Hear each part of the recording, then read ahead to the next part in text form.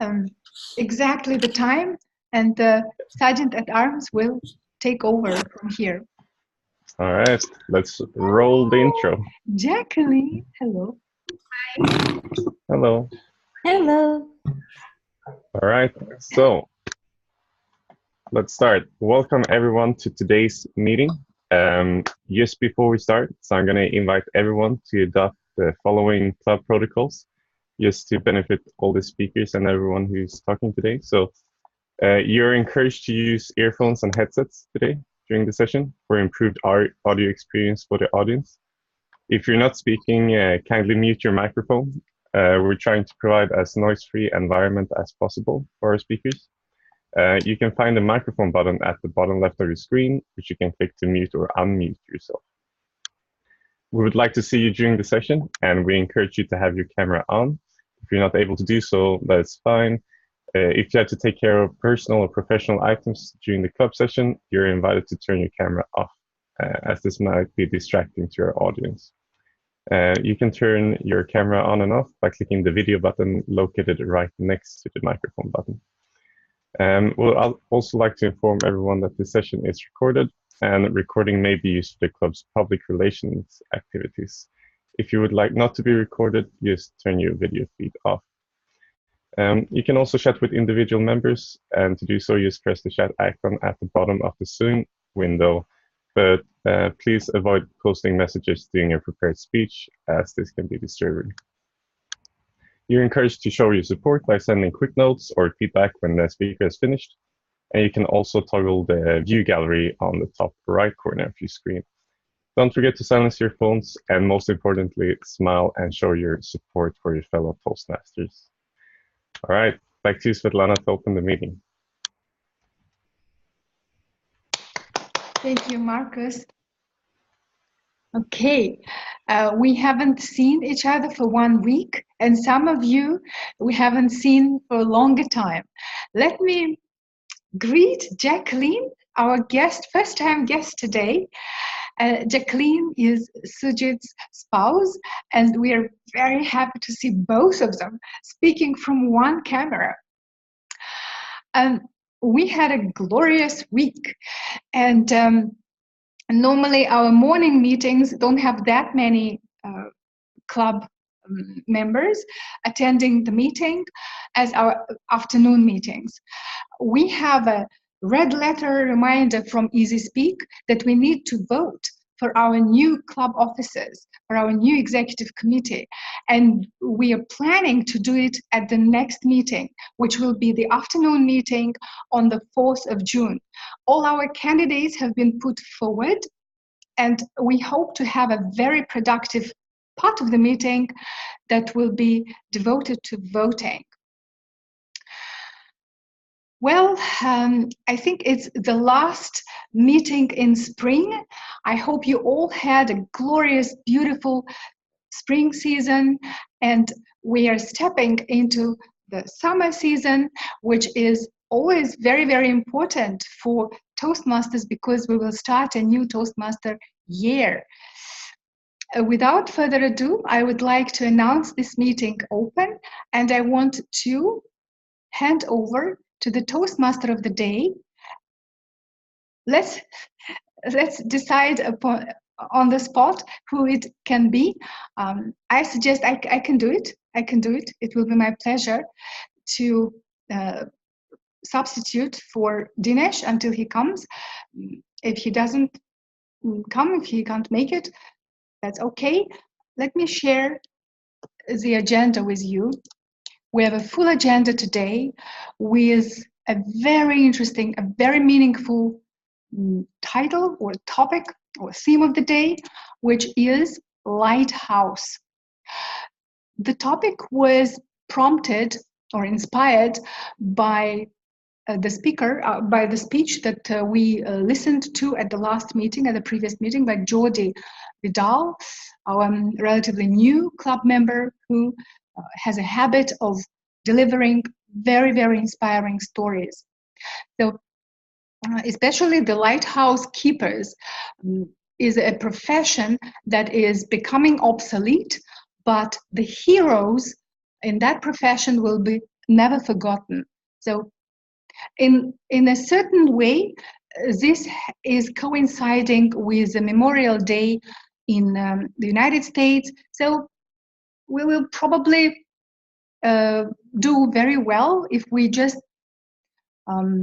remember the heroes who were fallen when they were helping other people in distress, or fallen for freedom, fallen for very good causes. So I announced this meeting open.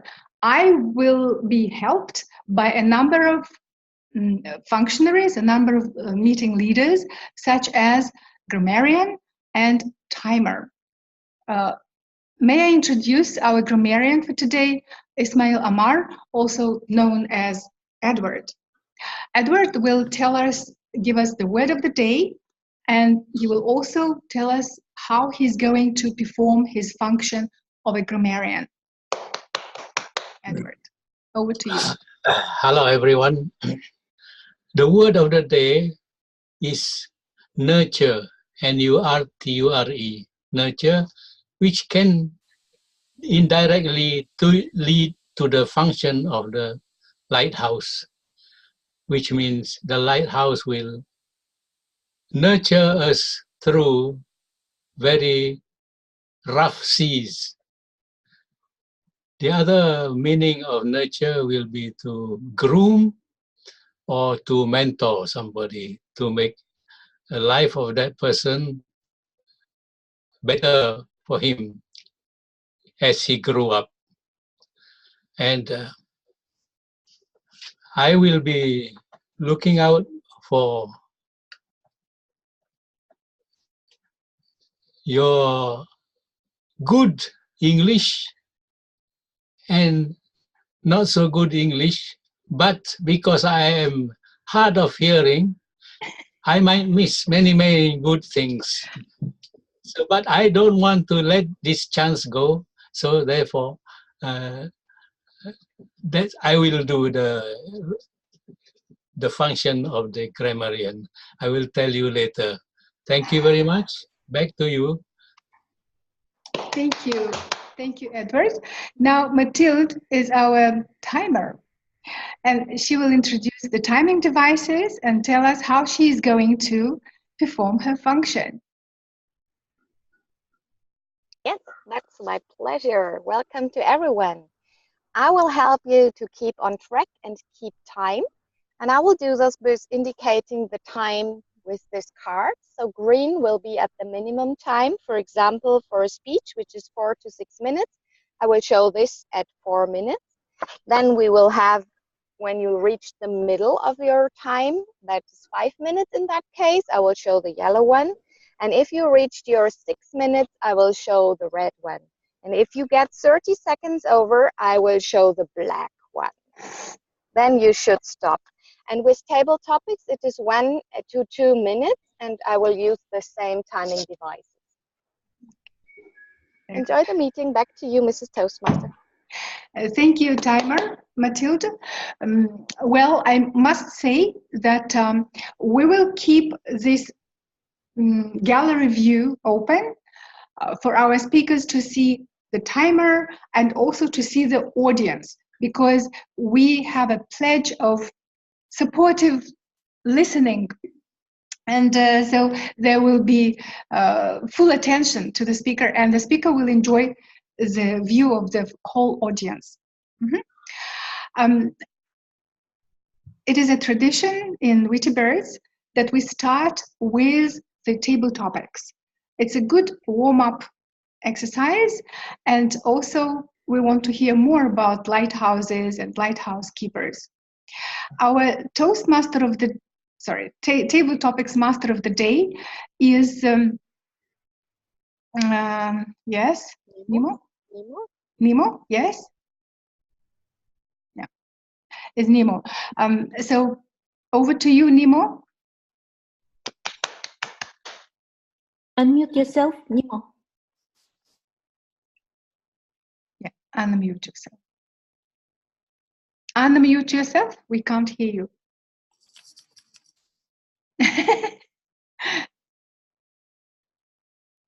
Once again, thank you, everybody. Perfect. We meet again after I missed the last meeting. Our theme today is Lighthouse. Now, back to our current immediate attention. Several topics. Several topics is to assist or to guide friends to be able to practice, rather, to speak when they say off their feet, but I would say to speak without preparing for it. This, I suppose, would assist people how to improve their speaking ability.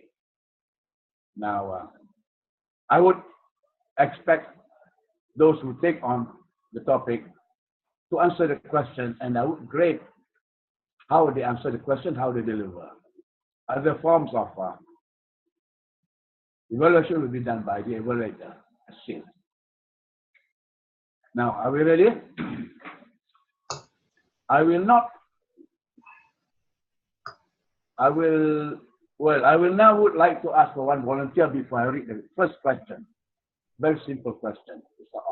Matilda.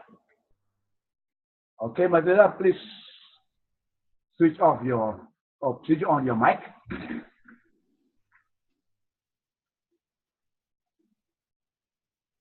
Your mic is still on. Oh, Yes, thank you. I know. Thank you very much. First question is the lighthouse itself. I did not have anything on the keeper, so I wasn't here at last meeting. The lighthouse. My question: what form of soft lighthouse do we have within our Toastmasters setup? Over to you.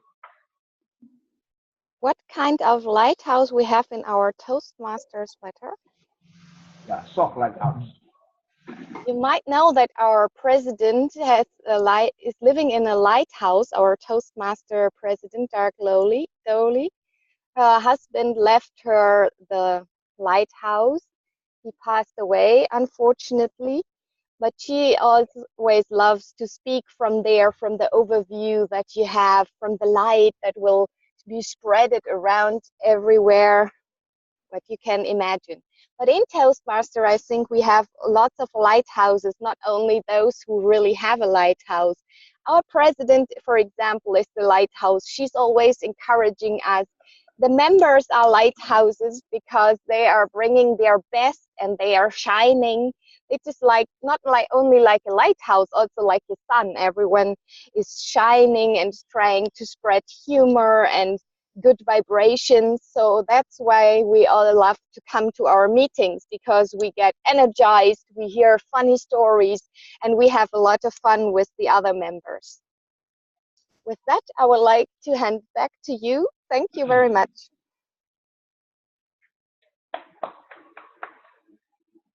Thank you very much. I would like to invite the second volunteer.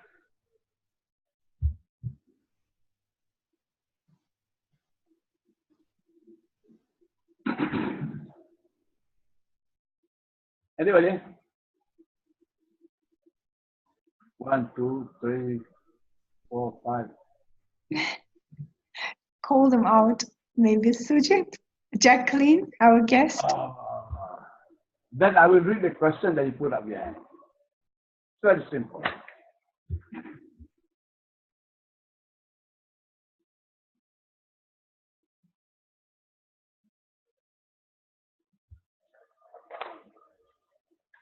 This is on our theme of the day. Would you say life success is dependent on nature, or is it on nurture? In other words, are you born to be successful, or have you to be guided by someone else, mentor? Which one would you say? Pick up. Hands, please. Who wants to try? Marcus, want to try? Good. Well done. Over to Marcus. Yes. All right. So if you are either born successful or if it's something depending on nature. So kind of when I heard that question, I felt like actually instead of looking at it from two different points of view, that you're either born successful or that nature kind of shapes you successful, is that that's actually two ways of being successful. So you can pick either, and I think that's more like two opportunities. So you can either have a lot of good opportunities already from the start when you're born, or you can kind of be nurtured and you can have a lot of good friends, family, or anyone else who's motivating you and kind of pushing you towards success as well.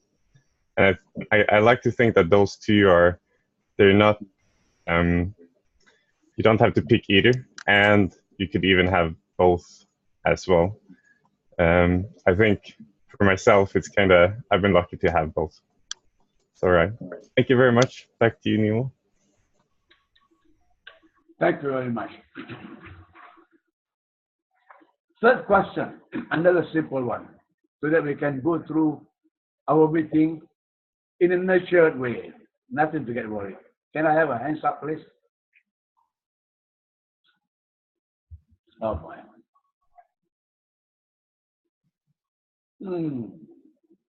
Nothing like it, no. Sujit, okay, I read the question. Question: if you have a chance to advise a 10-year-old, what would you tell him how to deal with the adversities he is going to face in growing up? What would you tell him? What would you tell him? Very simple. The 10-year-old boy. How to grow up. Did I see your hand, Sujit? Sujit? Ah, good. Thank you. Over to you, Sujit. Your microphone, please. Yeah. Sorry, can you repeat the question once again? Question.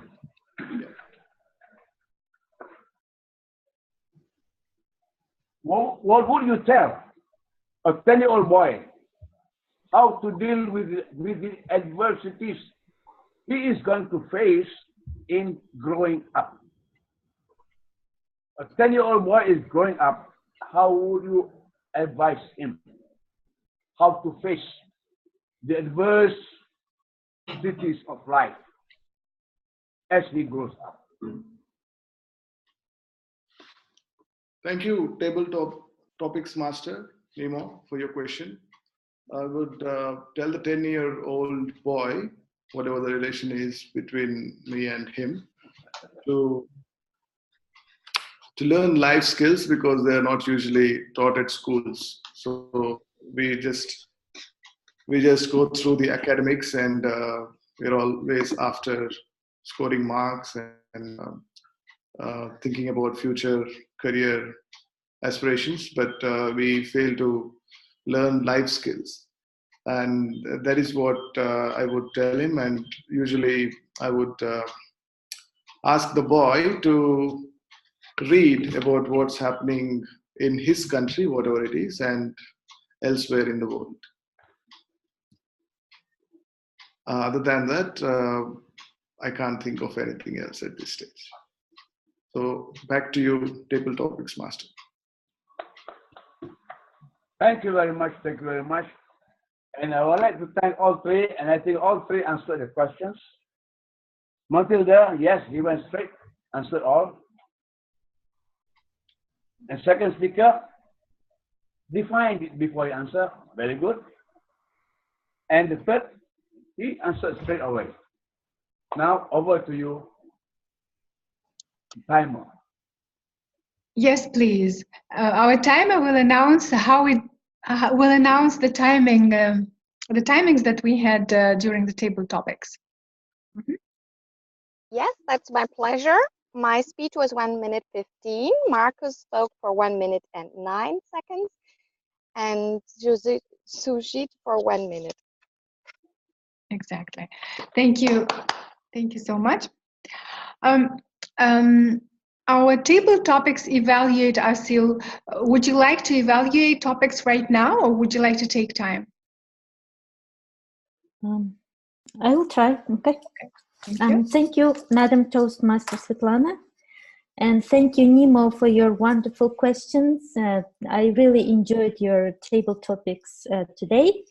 So, and thank you all speakers that you gave relatively good, appropriate answers to the topics. So first question was, what forms of soft lighthouse do we have? All right, something like that. So Mathilde, I really love that you started telling story about your friend, right? And the way you did, I loved your smile, and you used gestures, and your voice was pleasant and easy to follow. So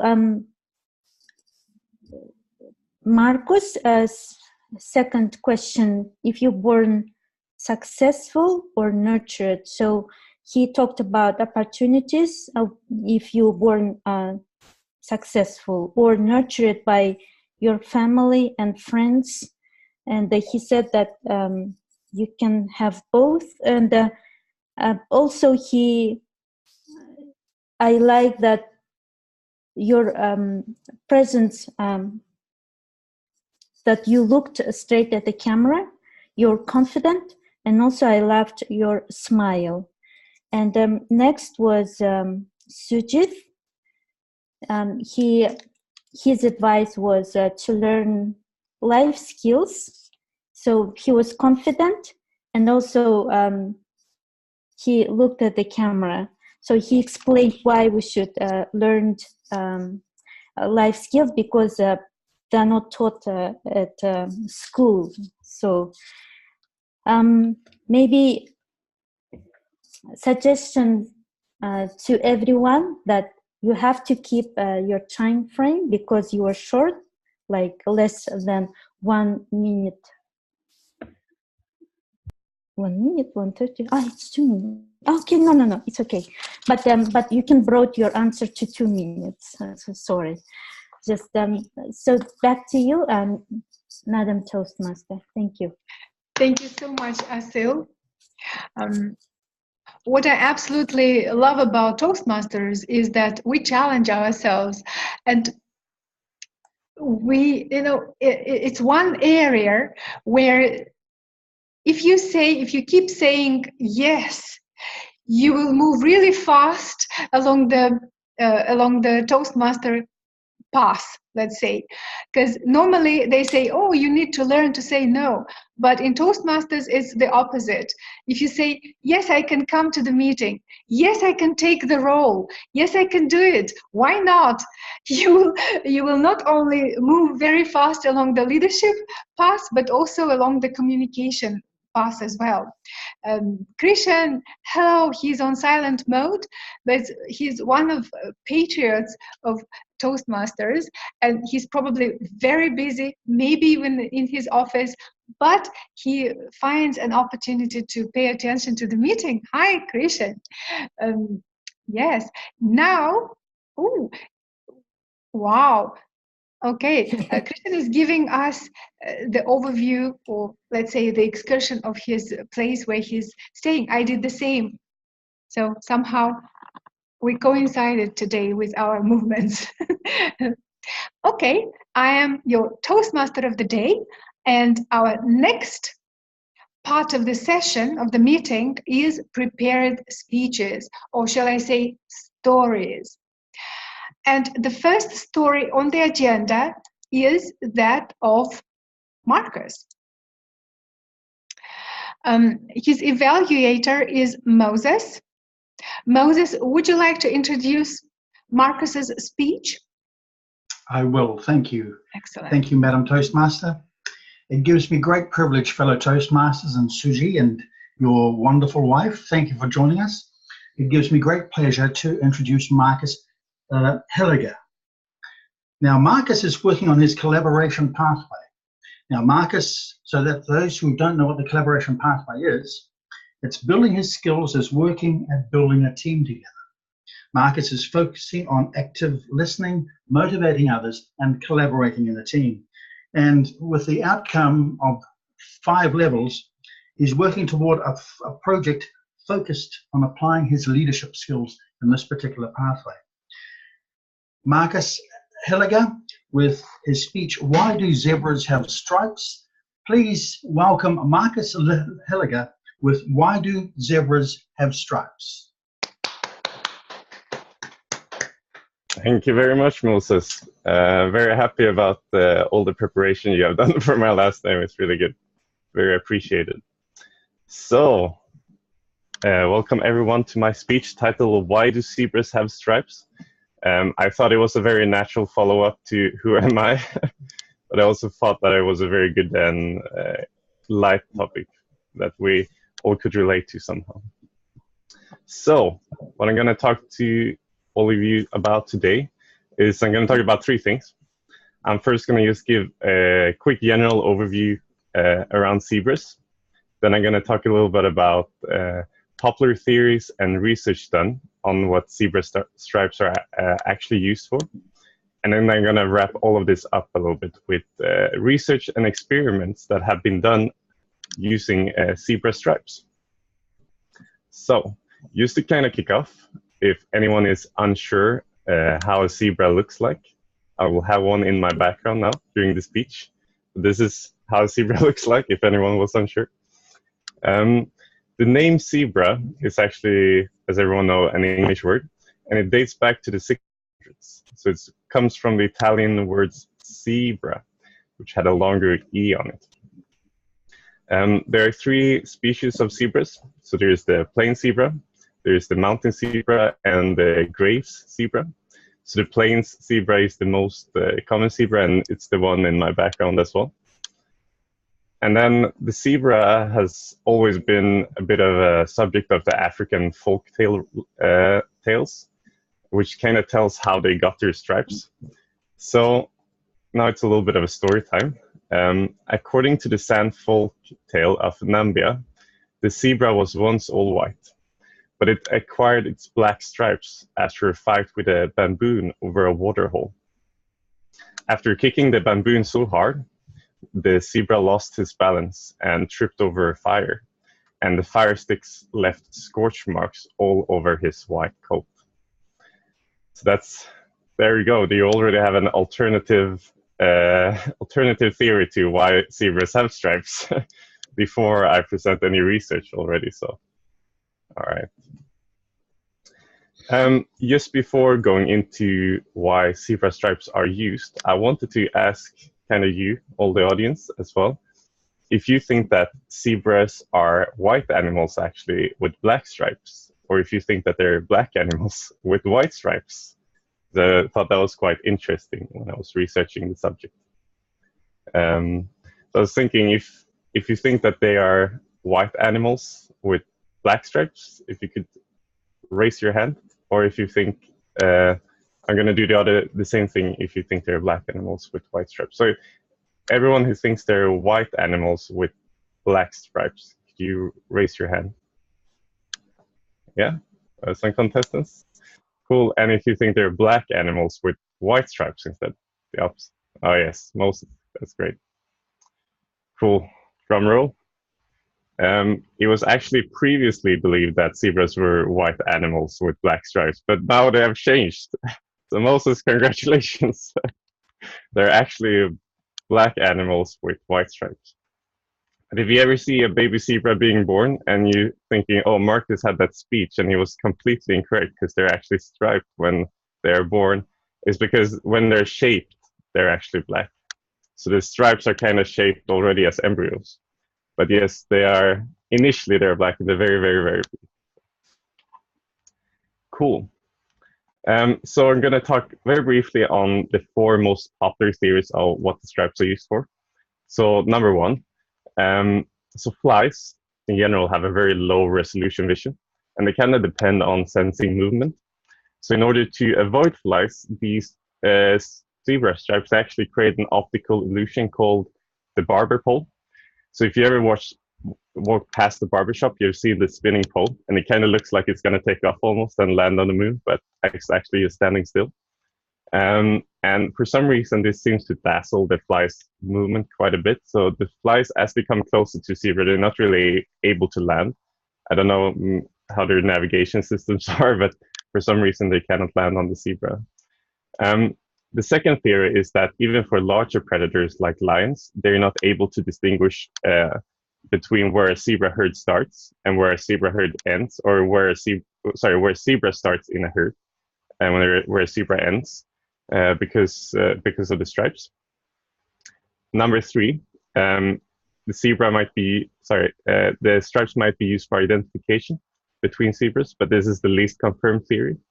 And number 4, and the very final theory, is that the stripes could be used to cool down the zebra, as air moves more quickly over black stripes and more slow over white stripes. Cool. And now I'm going to wrap all of this up with the experiment that was done using zebra stripes. So the University of Oxford, what they did, they actually placed some zebras and some horses next to each other in a very fly-intensive area, because they wanted to check if you would camouflage a horse like a zebra, would the flies actually land on it, or is it actually depending on the stripes? So it kind of looked like this. I don't know if you can see. It's actually for real. They did dress up some horses like zebras. And the result of the experiment was actually that the flies they came very close to their horses, but once they could start seeing the stripes, they were actually also dazzled by the stripes again, and they were not really able to land. So the experiment was actually a success, and the researchers, they kind of varied between the different thickness of the stripes and the frequency of the stripe, but yeah, it seemed to work. So to give an answer to this question, so why do zebras have stripes? So after researching the subject for quite a while, I come to the conclusion that it's a quite complex issue actually, because there's lots of different theories going on, but I think what's for sure is that a zebra can benefit from having stripes for definitely more than one reason. And that's everything for me, so thank you very much. Over to you, Svetlana. What an amazing story. Of course, Moses will tell us more about that story from the point of view of how Marcus did well and how he can improve. But I want to say that Marcus's story, to a certain extent, it's a magic. It's a story about magic, the demystification of magic.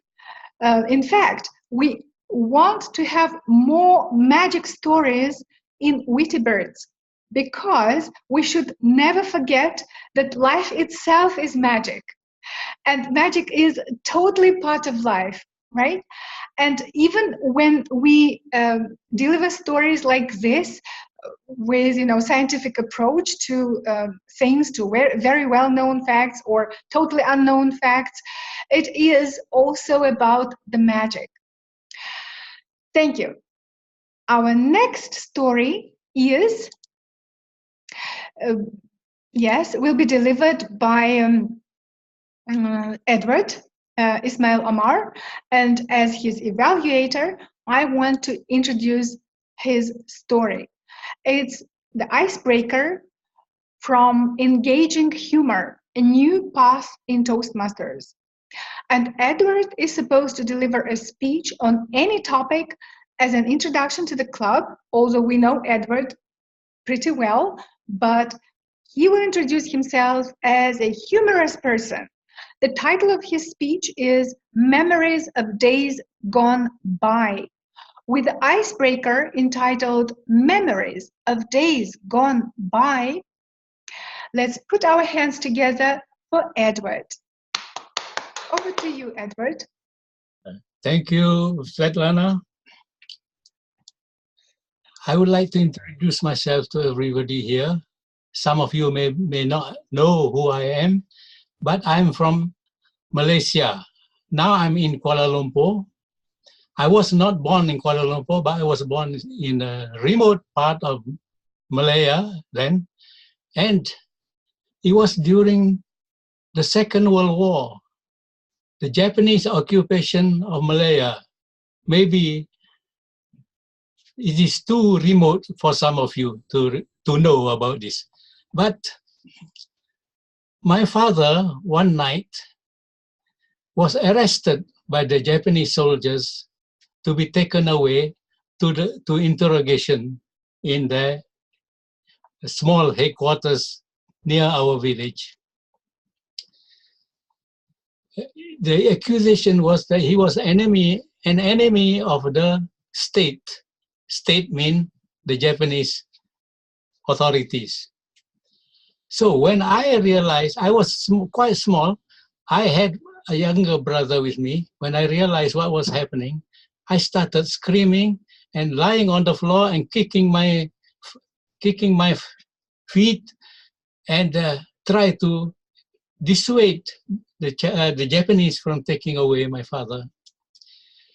I made such a fuss that the captain of the Japanese army came back to the house and gave my brother and me $5 each. $5 may sound a lot, but after getting the $5, we kept quiet. And the first thing in the morning, my brother and I went out to buy cakes with the money. And one piece of cake was $5. That's how bad life was. It was maybe 200% inflation, because immediately after the war, when the Japanese left, the similar cake was 5 cents. So I was happy to get the money that I didn't fuss about my father anymore. So nothing happened to my father, because the next day he was let go and he walked back to our house. Second story I want to tell you is I took a bus trip to Kota Baru, which is a town about 30 kilometers from our place. And it was my first trip in a bus. And my mother took me to meet her mother in another town. So we took the bus, we arrived in Kota Baru and got down and walked about. What struck me was, I look up at the shop houses. I've never seen so many brick buildings before. And inside the shop house, one of the ceiling had a fan in it, rotating. That struck me as very odd. I wonder what it was. I asked my mother, what is that? She said it's a fan. So I was thinking, how can the fan move, rotate from the ceiling? I imagine in my mind that there was some man up there over the ceiling riding a bicycle, and the bicycle is attached his chain to the fan. That's how I thought. Maybe that was how I grew up to become electrical engineer, because I was interested in how the fan moved.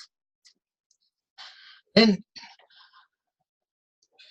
during the walkabout, while waiting for the second bus, we were approached by a man selling lollipops. And he said to my mother, do you want to buy lollipop 2 for 10 cents? My mother said no. What about 4 for 10 cents? She still said no. So I suspected my mother didn't have the money. So I was aching for lollipop. Then the man realized that my mother was not going to buy anyway. He said, what about 8 for 10 cents? No. What about 16 for 10 cents? No. So that's one of the stories I still remember to this day, maybe because I really miss that lollipop. Then another occasion, I took a bus trip.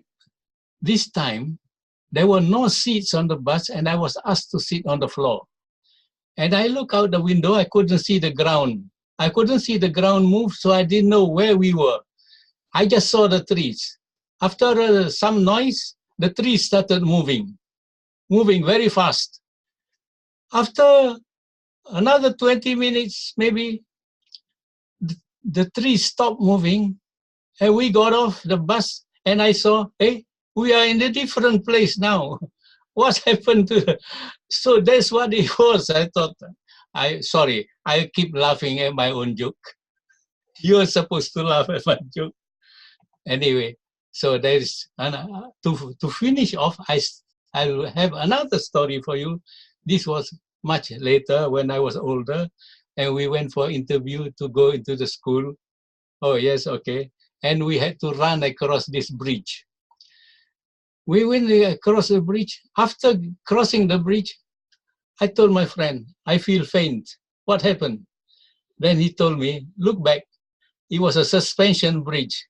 So I had no idea suspension bridge make you giddy. So that's how I started my life. Thank you very much. Wow. So many emotions. And yes, most of the time we smiled and laughed. Thank you so much, Ismail, Edward, for this travel to childhood, a world of magic. Now is time for our evaluators. No, first, our timer will tell us how we did on timing. The timer's report, please. Yes, you're writing, that's wonderful, but we also want to hear it from you, Matilda. Okay. We had Marcus' speech, and he was speaking for, let me see in the chat, for 6 minutes 44, and Ismail for 6 minutes 35. Wonderful. Thank you so much, Matilda. I think Moses, our first evaluator, is ready to evaluate Marcus. Am I right? Yes, please unmute yourself.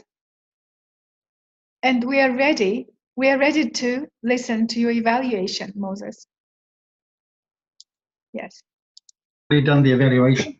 Yes, please. Right. Thank you, Marcus. Thank you for the speech. So the opening, what I really enjoyed about your speech was authority. You've done the hard yards, you've done the research, so you speak with authority. And that's what you're going to need when you go into your collaborative planning. You have to speak with authority. So I really enjoyed that. You've done the hard yards, you've done the homework. So for Suji's wife, my job is just to give feedback to Marcus just so that he can improve. And what I'm going to do is I'm going to be using the CRC method. The commend what he did well, the recommend what he could do better, and just to finish it off with commend. So that's the CRC method. So I enjoyed the opening, but I'd like to suggest as a recommendation, have a question. Now you did have some questions in the middle of your speech, Marcus. Is the zebra black or is it white? That could be a good start. And that way you get all our minds thinking, is it black or is it white? And so you've drawn us in, right like Ishmael did, laughing at these jokes. He drew us in. A recommendation I'd like to give you is the 4 areas that were given in feedback to you. The first one was pronunciation. The second one was hand gestures. The third one was natural pauses. And the fourth one is to work on your dialect. So I listened to that. I prepared myself to evaluate you. So in pronunciation, I suggest that you use more vocal variety so that your voice doesn't come along as being monologue, but it comes along as you go high when things. Have you ever thought about why zebras are black or why they're white? And so you're using your voice to actually draw people in, to captivate them with your speech. And that's the purpose of vocal variety. Another recommendation is you use and a lot. Now I know that I'm picking on you, but because you're just starting, I'm trying to pick on your bad habits so that you can replace them with good habits. Now the and the ahs, and this is for Suji's wife and for Suji, is when you say or ah, it's like you're trying to think of a word. A good suggestion to replace the and the ah is say nothing. By saying nothing, it allows the Toastmaster to digest what you're saying. So practice saying nothing. And you did say in an email that you sent me that you'll be reading to your girlfriend. So I suggest that you read to your girlfriend. But what I enjoyed about your speech, you finished it off with logic. So I've done this, I've done this, I've done this. So logically, we should arrive. And here is the exercise that was done at a zoo using the zebra stripes. So you did a good speech. So just to summarize, authoritative, recommendation to work on your pauses, by saying nothing. And lastly, just to summarize, a very good use of logic. So thank you, Toastmaster Marcus Heligas, for the why a zebra needs stripes. That concludes my evaluation, Madam Toastmaster. Thank you so much, Moses. That was indeed a speech in its own right, and we learned a lot from your evaluation. Not only Marcus did, but we all did. Thank you. Now it's my turn to evaluate Edward's speech entitled Memories of Days Gone By. We had several magic stories because for all of us, childhood time is a time of magic. Child's world is huge, it's big, and Edward took us there, and we all felt in his shoes. We saw the world for a short period of time. We saw the world through little Edward's eyes. And the first story was so captivating. It's the most difficult time of his life, probably, was the wartime, where he already displayed his heroic nature. What could a little boy do to save his father? He wanted to save his father, and what he did inadvertently brought to the situation where his father was released. He had a tantrum, and somehow a Japanese officer displayed his human side. And this also reminded us that humans are always humans under any circumstances. He was given, and his brother were given $10 for which they bought cakes. So they had a cake, and they also had their father back, which was amazing.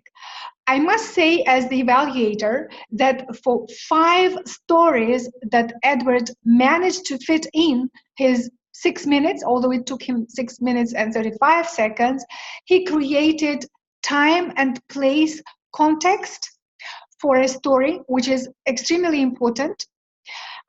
He managed to do it by the description of the setting, the physical description, the geographical description, and also the time when it was happening. The second story was about his first ride in a bus where he went to see his grandmother. The story number 3 was about lollipops.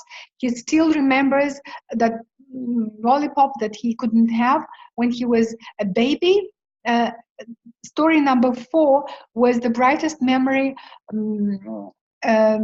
how he decided to be an electric engineer. He saw a fan attached to the ceiling, and he thought there was a man who was cycling who on a bicycle, and that's how the fan was working. That was amazing. I would advise you to have stopped there and not to try and fit in story number 5, because I think you better tell it another time, and I think you will do it.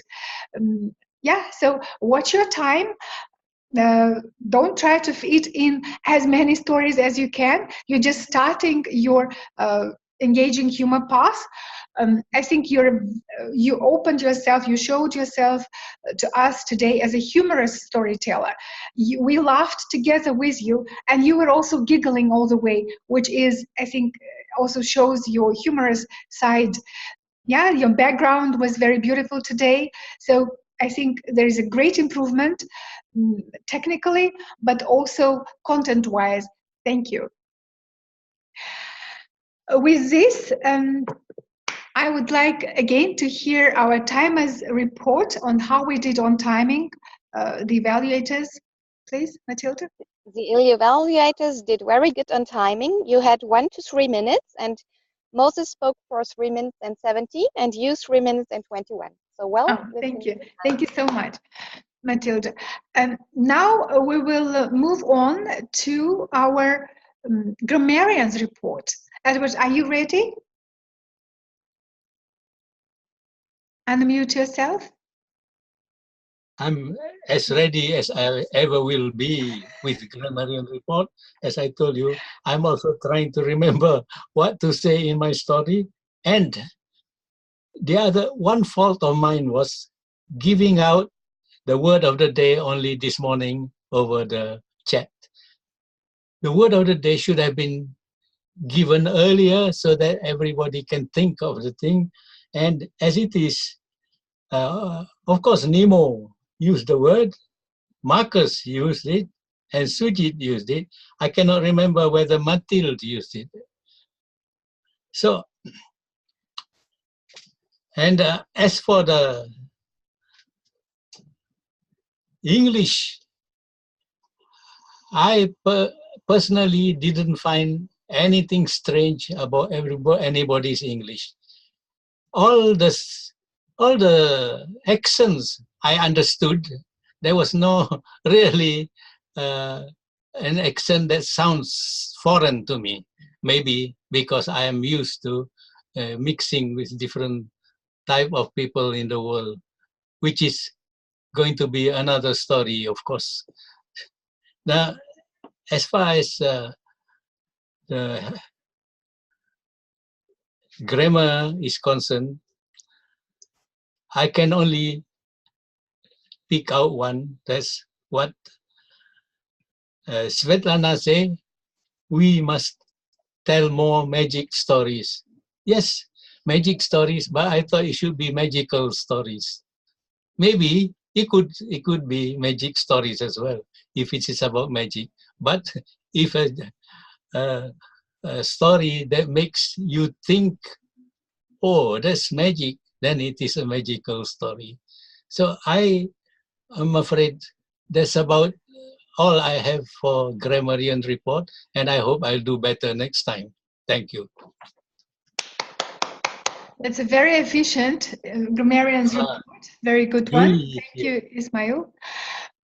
All right, now is time for our general evaluator to give his feedback. And I would like to greet Julie, one more guest.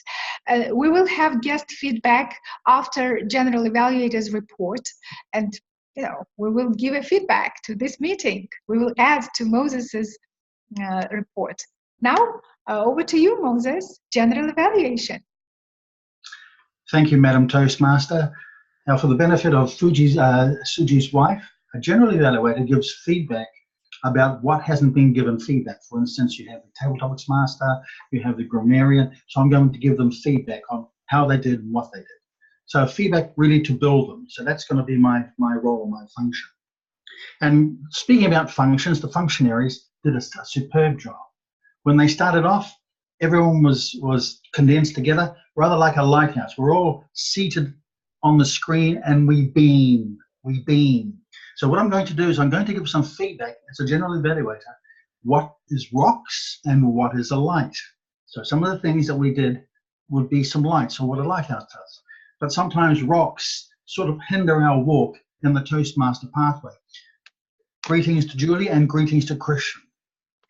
So what I'd like to begin with is with our Sergeant-at-Arms. Now, one thing you'd like to notice about Marcus is that he established the rules right from the start. He listed the rules, don't do this, but do this. Don't do this, but do this. Now, what he does is he establishes the meeting's etiquette or the protocol. If you do something, if you visit a person's home and you've got muddy boots on, you're going to have to take the boots off because you'll mess up the person's house. So that's what Marcus was doing. He was establishing the protocol so that our meeting would be such a good meeting. Our grammarian, groom. Now, I'd like to give some feedback to our grammarian. He kept apologizing. Ishmael, you're a Toastmaster. A good habit of a Toastmaster is don't apologize. Do not apologize. However, what you do is you prepare. If you're ever given a role, you prepare. Groom, what are some of the things? For instance, the groom as a noun is a husband, and the groom is a groom of a wife. And so you get groomed. So find out what the words mean, find out the history of the words, so that you are increasing in the role of being a grammarian. You will grow in the words that you use. Also, you will grow in how to use metaphors. I'm using a metaphor of the information I'm giving you, light and dark. So the lighthouse is like a metaphor. The information I'm giving you is shining in the dark. The rocks is a metaphor for some of the things that hinder our walk in Toastmasters. So again, I'm using the things of a Toastmaster. I'm using English words. So again, to prepare, prepare, prepare. Just as any lighthouse keeper does, he shines the light, he shines the lamp, and so that the lamp shines. So the grammarian must shine as well. Coming along to our table topics master, Nemo. Thank you, Nemo, for the questions. One recommendation, I enjoyed the questions. I enjoyed the metaphors of how you describe this meeting as a lighthouse. And Mathilde answered with furor. Good, very good answer. But one suggestion I'd like to give you, Nemo, you are in charge. A Toastmaster takes charge. For instance, you're saying, okay, who wants to do something? You don't ask, you delegate. You delegate. For instance, Suji's wife was here. She hadn't spoken. Suji, would you like to take a topic, or would you like to speak about yourself? And that way, we're getting a lot of insight from people who visit us, like Suji's wife. So just a bit of some feedback there. Thank you for your table topics master. You are in charge. So your light and your lighthouse is you are in charge. Now the next one is when Marcus recommends the meeting. The evaluator of Marcus, well, he was so good. He was so good. Now I'm just joking there. But he'd done his homework. What did he do? Why was he so good? He had contacted Marcus a week beforehand. What is your speech about? How does it work? And so he asked these questions. What pathway are you on? You cannot effectively evaluate a speech unless you know what they're doing, unless you know where they're going. So he would give me some feedback. And that's how I got to know about Marcus's speech, some of his detail of what he needed to improve. And so that's why evaluations are so effective, because you know the speaker. And Ishmael, just finding out a speaker to Svetlana, you could have suggested something like that to her. Again, I'm not picking on you, but you are the light that shines. You are the lighthouse keeper, just cleaning the lens so that you shine through. And Svetlana is beaming because your light is shining on Svetlana. And I really enjoy the lighthouse theme. Coming across to the grammarian, I've already mentioned the grammarian, prepare, prepare, prepare. And so to sum up, we are a lighthouse. We have to shine our mirrors. We have to shine the light that shines from us, because we are Toastmasters. And we attend online Toastmasters to show our light to those who hunger for our light. And Madam Toastmaster, that concludes the General Evaluator's Report. Moses, I think while I was listening to you, there was one more metaphor added to the lighthouses.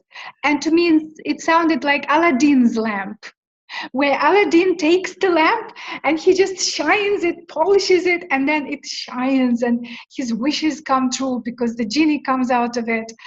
I am so thankful to our meeting attendees today. Mathilde didn't even hesitate to speak about the president of the club and about the Toastmasters meetings that are like lighthouses. Amazing. Thank you so much. Now, everyone speaks at the meeting at Witty Birds, and it's time for guest feedback. It is my pleasure to ask Jacqueline, Suji's wife, and not only Suji's wife, but is also our visitor, our guest, and maybe a prospective member. We always look at our guests from that point of view. So give us your feedback of today's meeting. Jacqueline, did you like it? Will you come back? Hello, everyone. Good morning, good afternoon. See, I'm not more of a speaker, but a listener. But what an eventful hour I've had, this morning. As I've been married to Sujit, and today we complete 3 months. So, he's constantly been asking me to come and attend this with him. And, like I love the word of the day, nurture, because we're constantly trying to nurture our relationship. And what I see this morning is the way you people try to nurture this Toastmasters Club meeting.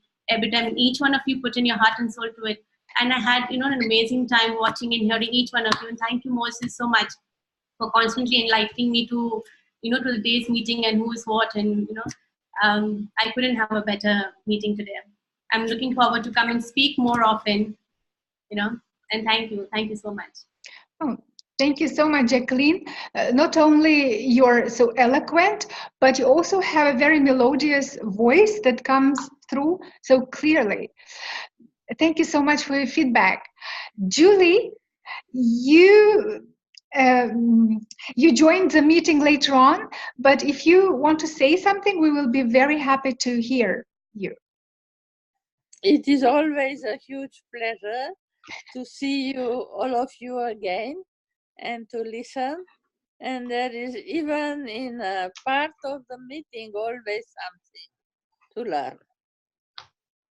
Yes. I have to tell you that yesterday I realized how important online meetings are to keep in touch, because at Royal Road's meeting, Brian came from his hospital bed, all tied up in different things, but he was there at the meeting. And wonderful. I see here all of you present, and it makes me a lot of pleasure. Indeed, it's our close network. We become like neighbors, like, we're definitely friends, but we're also a network of like-minded people who are ready to support each other in this mutual process of growth. Thank you so much.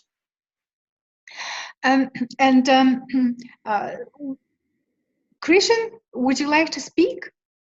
We haven't heard your voice today, and we don't want to leave this meeting without hearing you. If you can, would be great. If you cannot, that's fine. Okay. Again, I must tell you something about our next meeting. The candidacies will be once again covered. We will send you a special email to all club members repeating who the candidates are. Although we had a discussion in our group chat on WhatsApp, but we will also send out an email with the candidates, and people who will not be able to come to the meeting will send their votes by email. And I think so far it was Asil who kindly agreed to chair the meeting where the votes will be done, the voting will be done. With this, may I announce our today's beautiful meeting finished. Indeed, it was an emotional and intellectual entertainment that we created together from all these different parts of the world. Thank you so much for this pleasure and for this joy, and I wish you a great week ahead before we all see each other again. Next meeting will be on the 4th of June, and it's an afternoon meeting. So let me just move the agenda to show you where we are standing with our 4th June meeting. We still have the second speaker slot open. We can even afford the third speaker, so 2 speaker slots are open, and we have almost all meeting roles open. We need a general evaluator. We will try to outsource an external evaluator, but anyone is welcome to this role. Sergeant at Arms is Marcus, but we need timer, and Viviana will be the Toastmaster of the day for the next meeting. With this, let me, where is this? Oh, okay. I'm stopping the sharing. Okay, look forward to seeing you next week. Have a great week ahead. Take care. Bye.